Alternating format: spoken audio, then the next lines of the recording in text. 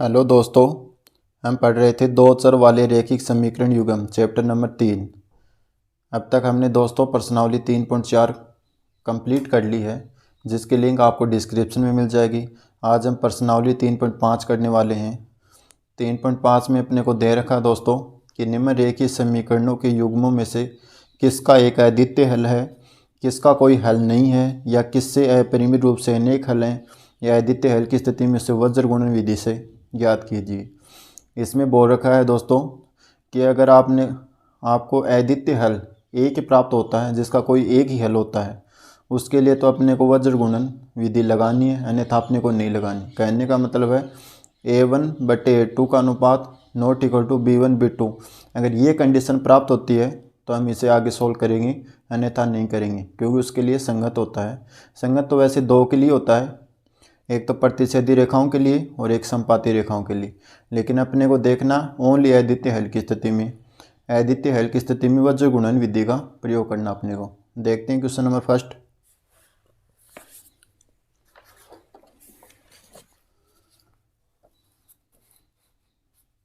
अब दोस्तों question number first से पहले मैं आपको बता दूं कि एक हल वाली रेखाएं कौन सी होती हैं, अनेक हल वाली रेखाएं कौन सी होती हैं, और कोई हल नहीं वाली रेखाएं कौन सी होती हैं। पहले उनको समझते हैं जस्ट 1 मिनट के लिए। तो पहले जैसे अपने पास फॉर्म आ गई A1/A2 का अनुपात, B1/B2 का अनुपात, ये नॉट इक्वल टू है, तो अपने पास ये रेखाएं प्रतिच्छेदी होंगी और इसका एक ही हल होगा। एक हल, या इसको बोल सके अद्वितीय हल। अद्वितीय हल ये हमेशा संगत होगी दोस्तों, संगत। ऐसे ही अपने पास A1/A2 बराबर हो गए B1/B2, लेकिन नॉट इक्वल टू C1/C2 हो गया, तो यहाँ से अपने पास होंगी समांतर रेखाएं, और समांतर रेखाएं क्या होती हैं, इसके अन्य कोई हल नहीं होता, इसके लिए कोई हल नहीं होता, और ये हमेशा असंगत होते हैं। ऐसे सेम A1 अगर A2, B1/B2 और C1/C2 तीनों ही बराबर हो जाएं आपस में, तो ये अपने पास होंगी संपाती रेखाएं, और संपाती रेखाएं क्या होती हैं, उसके अनेक हल होते हैं। अनेक हल, या बोल सकते हैं हम अपरिमित रूप से अनेक हल, ये भी संगत होता है। तो अपने को क्वेश्चन में ओनली बोल रखा है कि अद्वितीय हल होने की कंडीशन में अपने को गुणन विधि का प्रयोग करना है, तो हम ओनली इसके लिए गुणन विधि प्रयोग में लेंगे। ये रिजल्ट आ रहा अपने पास और ये रिजल्ट आ रहा, तो ऐसे में हम वज्र गुणन विधि प्रयोग में नहीं लेंगे, हम ओनली इसके लिए वज्र गुणन विधि प्रयोग में लेंगे। तो क्वेश्चन नंबर फर्स्ट करते हैं। अपने पास क्वेश्चन नंबर फर्स्ट है x-3y -3 बराबर 0, 3x -9y -2 बराबर 0। तो यहाँ से A1/A2 ऐसे B1/B2 ऐसे C1/C2 हम निकाल लेंगे।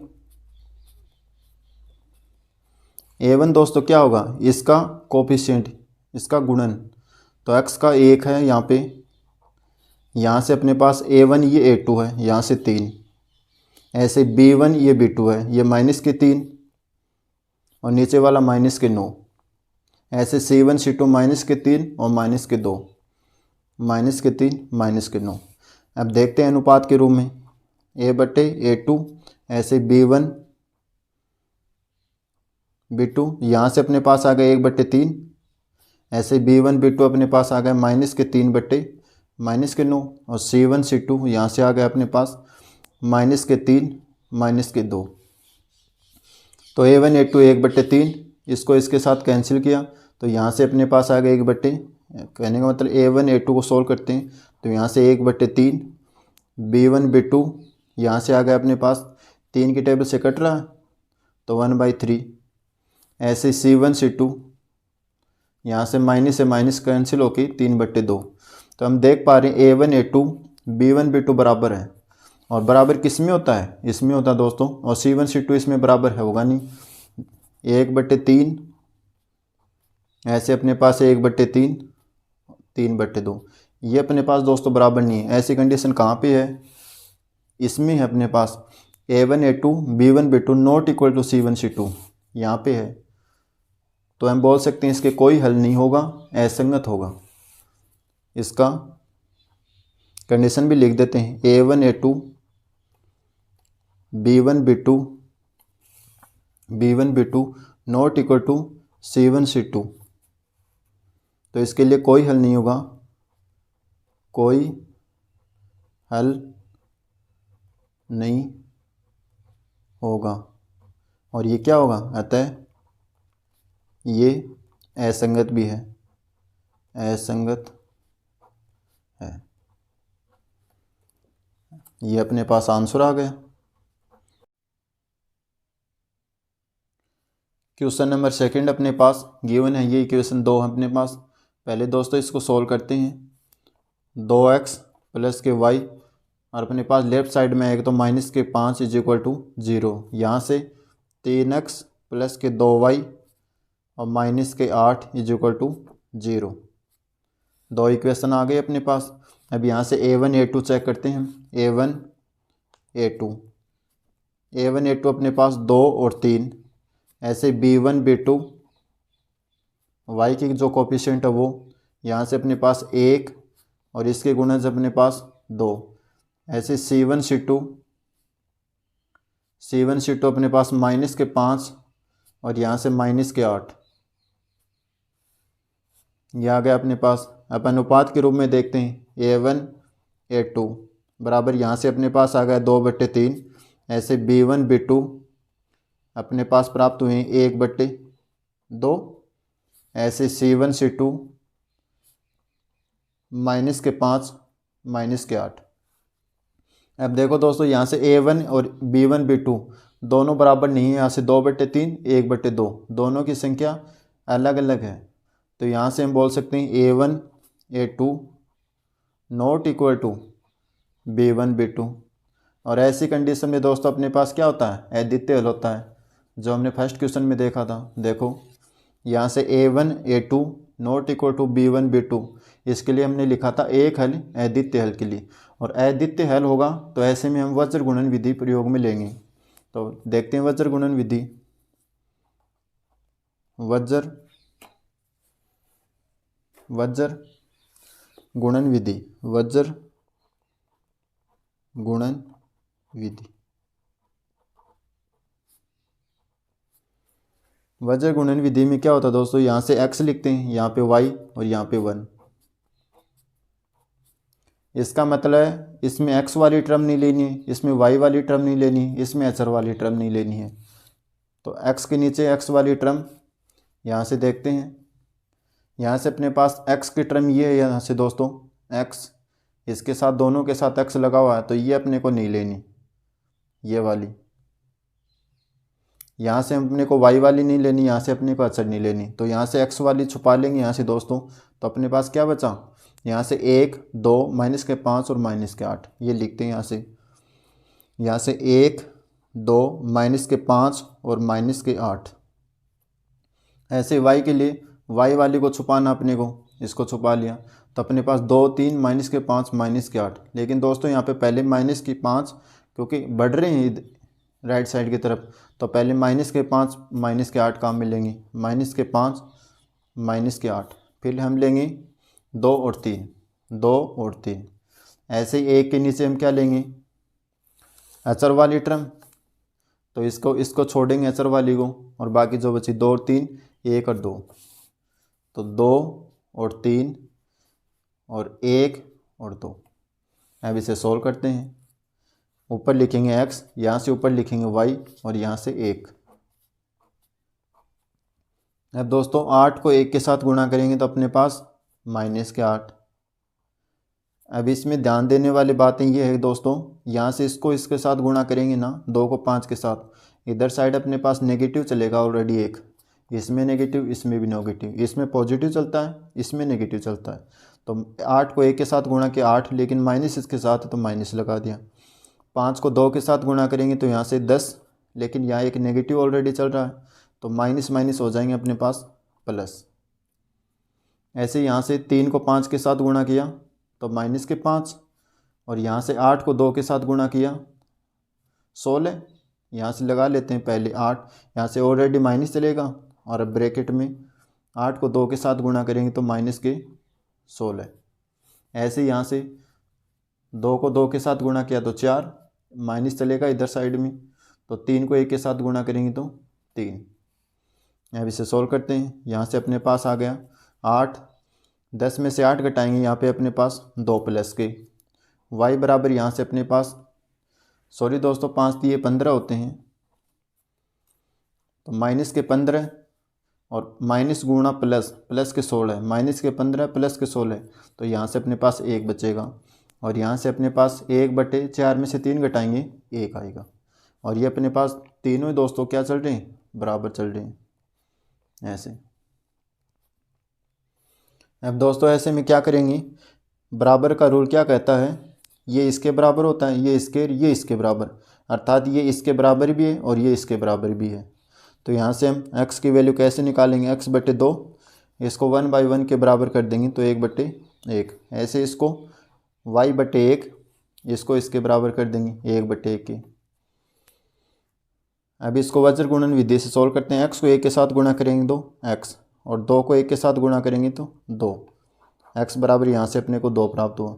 y को 1 के साथ गुणा करेंगे तो y को 1 के साथ गुणा करेंगे तो y, और 1 को 1 के साथ गुणा करेंगे तो 1, तो y बराबर यहाँ से 1, x बराबर 2, y बराबर 1। ये अपने को फाइंड आउट करना था आंसर। अब क्वेश्चन नंबर 3, क्वेश्चन 3 दे रखा दोस्तों अपने पास 3x माइनस के 5y बराबर 20, 6x माइनस के 10y बराबर 40। अब इसे सोल्व करते हैं। यहाँ से पहले दोस्तों क्या करेंगे, इस इक्वेशन को सोल्व करेंगे तो 3x माइनस के 5y और ये माइनस के 20 इक्वल टू 0, इक्वल टू से इधर लेके आएंगे 6x माइनस के 10y माइनस के 40 बराबर 0। दो इक्वेशन आ गए अपने पास। यहाँ से a1 और a2 ऐसे b1 b2 निकालेंगे, ऐसे c1 c2 निकालेंगे। a1 की वैल्यू यहाँ से 3, a2 की वैल्यू यहाँ से 6, ऐसे b1 की वैल्यू यहाँ से माइनस के 5 और b2 की वैल्यू माइनस के 10, c1 की वैल्यू यहाँ से माइनस के 20 और c2 की वैल्यू अपने पास माइनस के 40। इसे अनुपात के रूप में देखते हैं, a1/a2, ऐसे b1 b2, ऐसे c1 c2। a1 a2 है अपने पास 3/6, ऐसे b1 b2 की वैल्यू है यहाँ से 5/10 माइनस के, c1 c2 की वैल्यू यहाँ से माइनस के 20 और माइनस के 40। तो हम आगे क्या करेंगे, इसे सोल्व करेंगे। a1 a2 ये 3 की टेबल से कैंसिल हुआ, 3 एकम 3, 3 दूनी 6, यहाँ से 1/2, ऐसे b1 b2 यहाँ से अपने पास सोल्व करेंगे तो माइनस से माइनस कैंसिल, 5 दूनी 10, 1/2, और फिर यहाँ से c1 और c2 20 की टेबल से कैंसिल हो रहा, 20 दूनी 40, 1/2 और माइनस से माइनस कैंसिल। तो हम इसमें देख पा रहे हैं a1 a2 का अनुपात, b1 b2 का अनुपात, c1 c2 का अनुपात आपस में बराबर है। तो अपने पास कौन सी फॉर्म बनेगी, a1 a2 बराबर b1 b2 बराबर c1 c2। ये कौन सी कंडीशन थी दोस्तों, मैं आपको दिखाता हूँ। अपने पास लास्ट वाली थी a1 a2 b1 b2, अगर c1 c2 है तो इसके अनेक हल होंगे, और अनेक हल होंगे तो संगत भी होंगे। लेकिन अपने को ओनली अद्वितीय हल आने की कंडीशन में हम वज्र गुणन विधि प्रयोग में लेते, लेकिन अपने पास आ रहा है अनेक हल, ये कंडीशन आ रही है तो हम लिख देंगे। इसमें संपाती रेखाएं बनेंगी। आपकी इच्छा है दोस्तों ये लिखना चाहते हो या नहीं, इसमें संपाती रेखाएं बनेंगी। यहाँ से ज़रूर लिखना आपको, इसमें अनेक हल होंगी, इसके अनेक हल होंगी, अतः ये संगत भी होगी, ये संगत होगी। ये अपने लाइन सबसे इम्पोर्टेंट है, इसमें इसके अनेक हल होंगी। अब क्वेश्चन नंबर दोस्तों, ये अपने पास आंसर फाइनल। अब क्वेश्चन नंबर 3 करते हैं। थर्ड क्वेश्चन अपने पास क्वेश्चन नंबर 4 दोस्तों, sorry question number 4 last question है पहले क्वेश्चन का। x माइनस के 3y माइनस के 7 इक्वल टू 0, 3x माइनस के 3y माइनस के 15 इक्वल टू 0। इसे सॉल्व करते हैं। हल, यहाँ से भी a1 a2 a1 a2, a1 की वैल्यू यहाँ से 1, a2 की वैल्यू यहाँ से 3, ऐसे b1 और b2 की वैल्यू, b की वैल्यू यहाँ से माइनस के 3 और b2 की वैल्यू यहाँ से माइनस के 3, c1 c2, c1 की वैल्यू यहाँ से माइनस के 7 और c2 की वैल्यू यहाँ से माइनस के 15। अब इसे सॉल्व करते हैं। a1 a2 अनुपात के रूप में देखते हैं 1/3, ऐसे b1 b2 यहाँ से माइनस के 3 और माइनस के 3, c1 c2 यहाँ से माइनस के 7 और माइनस के 15। तो देख यहाँ से a1 a2 अपने पास प्राप्त होगा 1/3, ऐसे b1 b2 माइनस से माइनस कैंसिल और 3 का भाग 3 में एक बार जाएगा तो 1/1।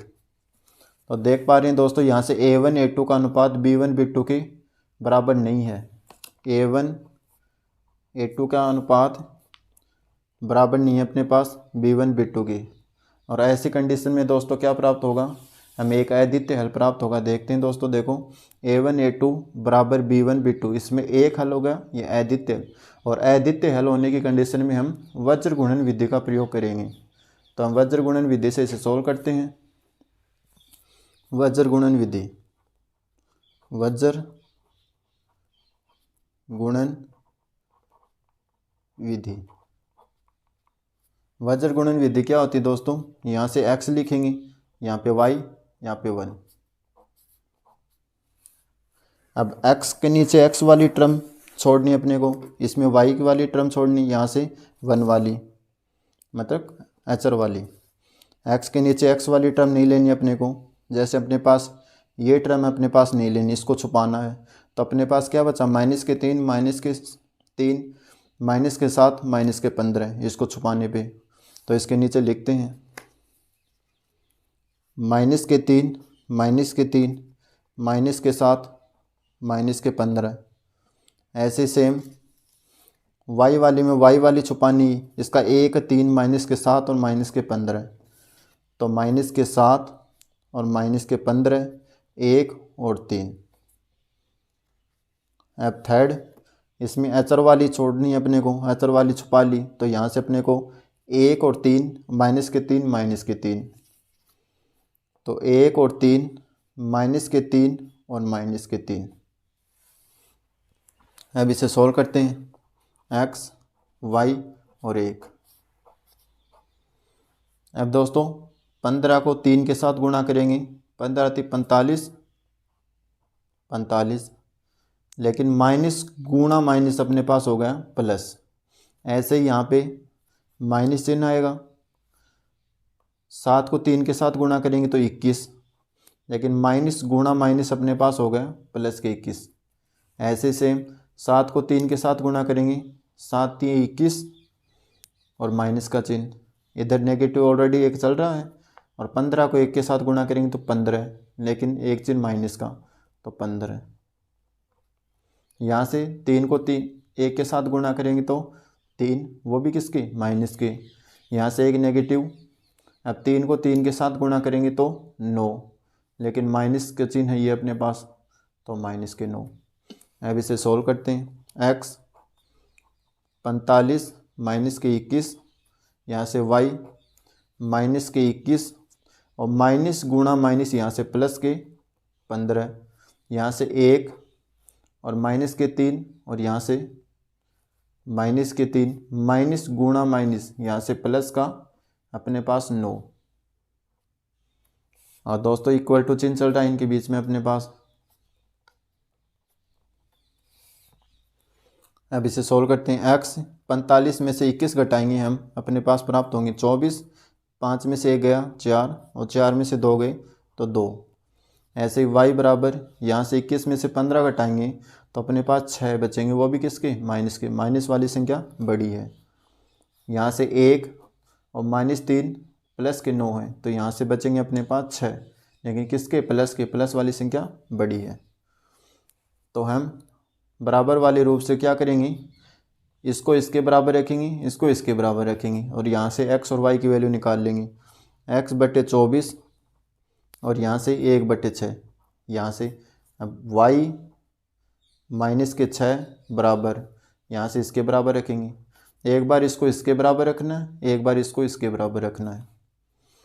तो यहाँ से सॉल्व करते हैं। 6 को x के साथ गुणा करेंगे, 6x और 24 को इसके साथ गुणा करेंगे। तो यहाँ से दोस्तों हम कर सकते हैं x बराबर 24 उधर चला गया अपने पास, तो 24/6। तो अपने पास 6 की टेबल से कैंसिल होगा। एक स्टेप दोस्तों हमने, अगर क्रॉस मल्टीप्लाई करना चाहते हो ना आप, तो यहाँ से सॉल्व कर सकते हो। जैसे 6 को 6x के साथ गुणा 6x, 24 को 1 के साथ गुणा किया तो 24 और यहाँ से x बराबर 24 बट्टे और इसके नीचे आएगा 6, हमने डायरेक्ट लिखा ये। ऐसे ही y को इसके साथ गुणा करेंगे तो 6y और यहाँ से माइनस के 6, या फिर यहाँ से y बराबर माइनस के 6 बट्टे ये इधर चला जाएगा और इसके नीचे 6। अब इसको कैंसिल करेंगे तो यहाँ से माइनस का 1, तो y बराबर माइनस का 1 प्राप्त हो गया हमें। और यहाँ से x बराबर अपने पास 6 की टेबल से कैंसिल करेंगे, 6 चौक 24, तो x बराबर 4। अगर दोस्तों आपको ये वीडियो पसंद आया तो वीडियो को लाइक कीजिए, शेयर कीजिए एंड चैनल को सब्सक्राइब कीजिए। थैंक यू दोस्तों।